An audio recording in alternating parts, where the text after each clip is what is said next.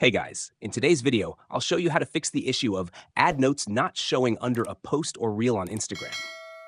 With Instagram's new update, you can now add notes to posts or reels for viewers to see. If this option is missing for you, here's how to fix it. 1.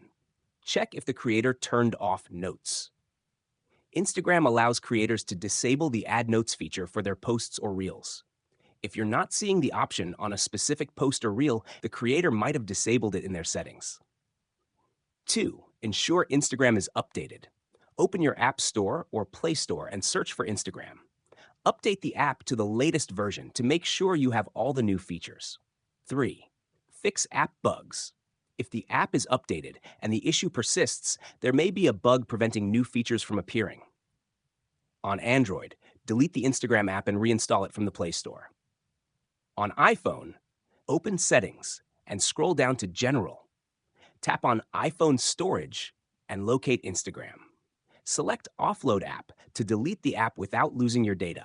Reinstall Instagram and check if the Add Notes option appears. If none of these steps work, the feature may not yet be available in your region or on your account.